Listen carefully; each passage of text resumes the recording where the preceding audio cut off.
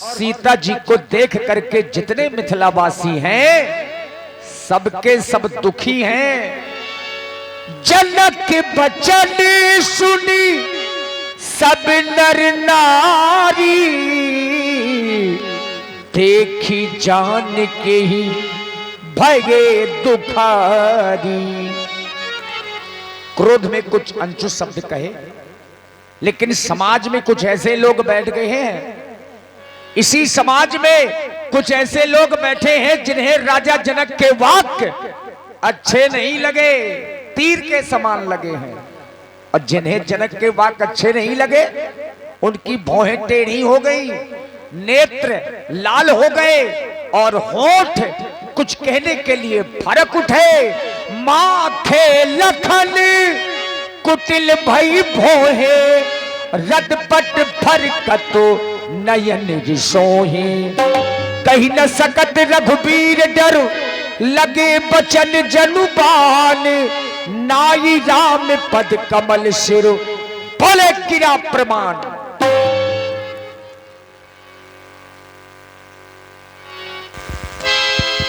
प्रतियोगिता में उपस्थित सभी नरपालों, भूपालों, दिक्पालों, सुना आप लोगों ने जनक की घोषणा को। राजा जनक ने समाज के मध्य में अनेक घोषणाएं कर डाली। अपने पुत्री के स्वयंवर के लिए, अपने पुत्री के विवाह के लिए इतनी बड़ी प्रतिज्ञा समाज के मध्य में, इस संसार के मध्य में इस धनुष को प्रतियोगिता के रूप में स्थापित किया। लेकिन कार्य की पूर्ति न होने पर राजा जनक अब वीरों का अपमान कर रहे हैं, राजाओं का अपमान कर रहे हैं और कह रहे हैं कि मेरे नगर से निकल जाओ। ये कहां का ज्ञान है, ये कहां की संवेदना है, ये कहां की क्रिया है महाराज कि यदि आपके घर में कोई अतिथि बन करके आवे और कार्य पूर्ण न हो तो आप उन अतिथियों का अपमान करें कि तजौ मास निज निज गृह जाहू, लिखा न विद वैदेही विवाहू। यहां से चले जाओ, स्वयंवर समाप्त हो गया। ये विधा नहीं है महाराज, हमारे यहाँ की यह संस्कृति है, हमारे यहाँ की ये सभ्यता है कि हमारे यहाँ अतिथियों को भगवान के रूप में देखते हैं। लेकिन आप उन राजाओं का अपमान कर रहे हैं जो आपके स्वयंवर में प्रतिभागी बनकर के आपके यहाँ अतिथि बनकर के आए हैं। चलो राजाओं का अपमान तो कहीं तक ठीक है, लेकिन आप वीर जाति का अपमान कर रहे हैं, ये कहां तक उचित है महाराज? क्योंकि वीर जाति का अपमान करना मतलब अपने देश का अपमान करना बराबर है। क्योंकि संसार की सुरक्षा वीर करते हैं और वीर वही होते हैं जो देश के प्रति, अपने धर्म के प्रति हमेशा खड़े रहते हैं। आज मेरे सामने मेरे गुरुदेव और भैया बैठे हैं, बोलने का तो अधिकारी नहीं, लेकिन एक योगी के मुख से इस वीर भोग्या वसुंधरा का अपमान रघुवंशियों के रहते हुए असंभव है। बैठे राज समाज में जस जस कहा दे, तस तस राघव दास की ये फरकत सिगरी दे। रघुवंशी महाजा को होई तेई समाज कहीं न कोई, ये कही जनक संचितवानी विद्यमान कुल मरजानी। सुनो भानुकुल पंकज भानु, ये कहां शुभाव न कछ अजमानू। जो तुम्हार अनुशासन पाओ तो ये कंदुक क्यों भान उठाओ। काचो घट जिम चारों फोरी, ये सको मेर मूलक जिम तोरी। तो प्रताप महिमा भगवाना, ये को बापरो पिलाप पुराना। अरे तोरो छतक दंड जिम तो प्रताप वल्लाथ। जौन करो पथ पुण्य धरो धन भाथ, पुण्य धरो धन भाथ, पुण्य धरो धन भाथ। यही लक्ष्मण जी के क्रोध का प्रभाव है मित्रों। लक्ष्मण जी ने भी क्रोध किया और जहां भैया लक्ष्मण ने क्रोध किया तो ये धरती कांपने लगी। लखन सखो पे बचन जे बोले, डगमगानी मही दिग्गज डोले।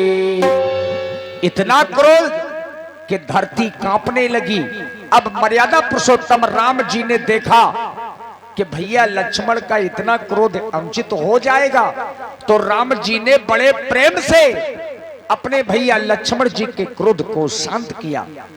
सह नहीं रघुपति लखन निवारे, प्रेम समेत तो निकट बैठा रे।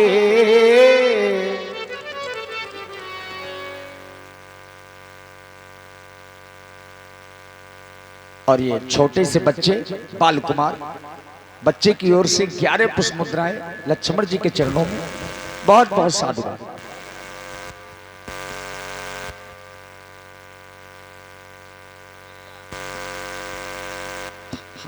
राम जी उसी से काम चलाइए, दोनों बंद हैं।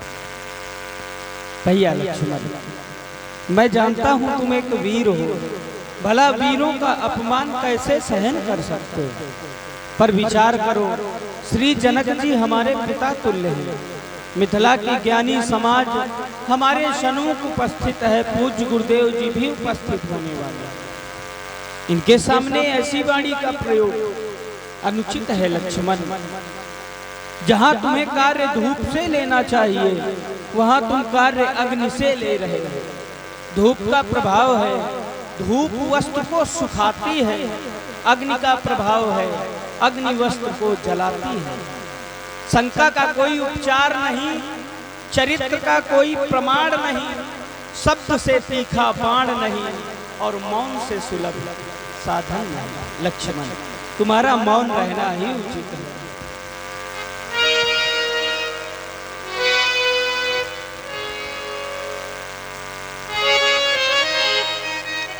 भैया लक्ष्मण, शांत हो जाओ, मेरा आदेश मानो।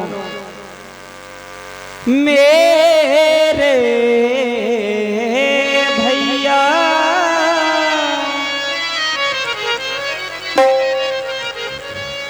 आहो भ्रात टुक, धैर्य धरो, विधना क्या रंग दिखाता है,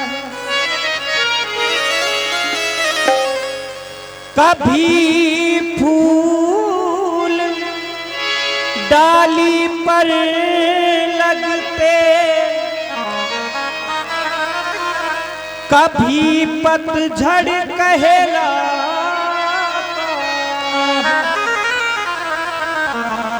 शांत हो जाओ लक्ष्मण।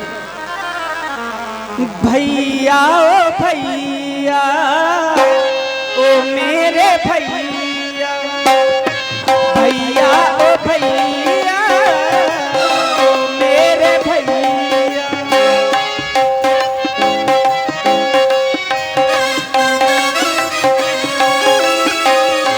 बोलो बचन से ना, बोलो बचन से ना, ओ मेरे भैया, भैया ओ भैया, ओ मेरे भैया।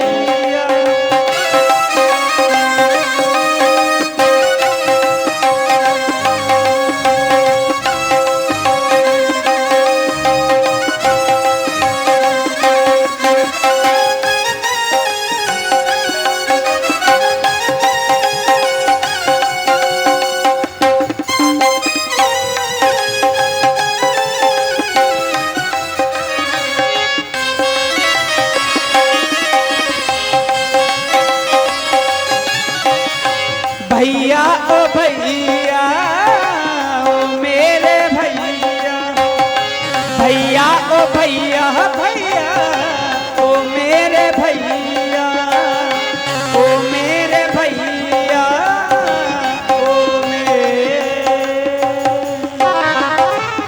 शांत हो जाओ लक्ष्मण।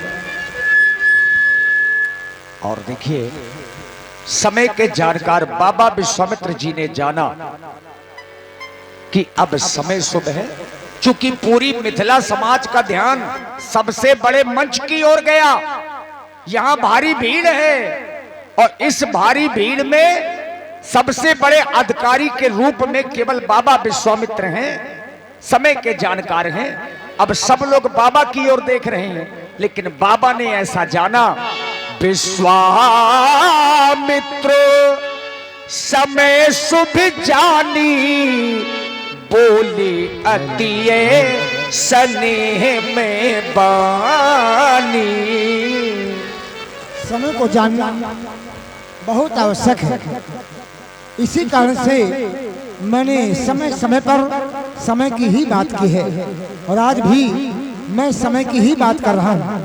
अभी तक यहाँ मैंने बड़ा उथल पुथल देखा, आपस में सभी राजाओं का निरर्थक वार्तालाप, रावण बाणासुर जैसे दिग्विजयी योद्धाओं का आपस में वार्तालाप, जनक के द्वारा अनुचित वाणी का प्रयोग, उसके प्रत्युत्तर में लक्ष्मण का क्रोध, ये सब जो हुआ ये शुभ समय का सूचक नहीं है। अब शुभ समय आ गया है, विश्वामित्र समय शुभ जानी। जब समय शुभ आ जाए तो कार्य तुरंत हो जाते हैं और भले ही अच्छा काम हो, यदि शुभ समय में न किया गया तो वो कार्य बाधित होता रहता है। अब शुभ समय आ गया है, कार्य शीघ्र होगा। उठो राम भंजो भो चापू और मेटो तात जनक संतापू। महाराज जनक के संताप को, धनुष को 2 खंडों में विभाजित करके दूर करो। देखिए आदेश दिया बाबा विश्वामित्र जी ने।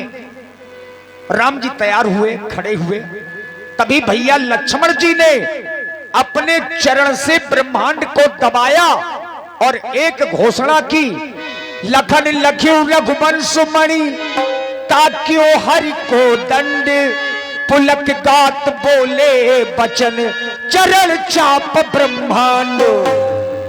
तिस कुंजरहु कमठ है खोला, धरऊं धरंधर धीर न डोला।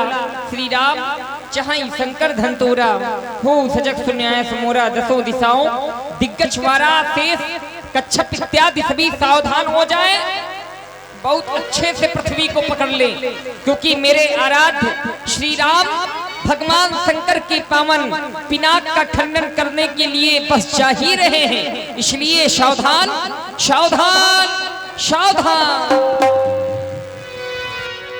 देखिए अब यहां से आज की लीला का जो मुख्य आकर्षण होता है धनुष का खंडन, वो समय हम आप सबके बीच में है। तो श्री राम जी अजगो का खंडन करने जा रहे हैं। यद्यपि जितने लोग हैं सभी लोग जाग रहे हैं। रात्रि जागरण का फल अब आपको मिलने वाला है। इस समय को देख